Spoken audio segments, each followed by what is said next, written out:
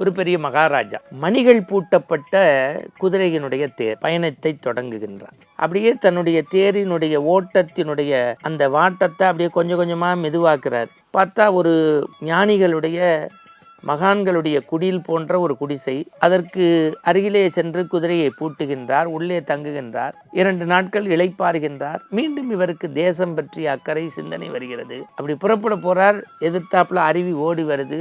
2 வண்ணத்து பூச்சிகள் அவரை அப்படியே உராசி கொண்டு போகிறது. புள்ளி மான்கள் ஓடுகிறது.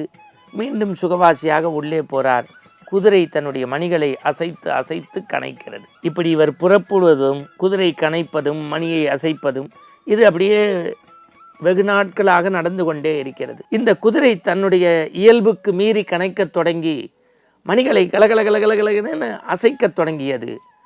புத்தகம் வாசிக்கக்கூடிய அந்த மகாராஜா இறைவனை வேண்டிக் கொண்டு இந்த அபயத்திலிருந்து என்னை காப்பாற்று, என் சோம்பி கிடப்பது தீமை, பிறருக்கு தொண்டு செய்யாமல் கிடப்பவனாமை, நம்மை நாமே நல்வழிப்படுத்தின் உண்மை தெய்வம் உதவிக்கு வரும். நாம் கூடி வாழ்ந்தால் கோடி இன்பம், பிறருக்கும் ஈந்து கொடுத்து மகிழ் என்பதை சொற்களால் படிப்பால் மட்டுமல்ல வாழ்க்கையில் உணர்த்த வேண்டும் என்பதைத்தான் இந்த ஜென் கதை குதிரை மணியோசை கொடுத்த பாடம் என்று நமக்கும் பாடம் எடுத்தது.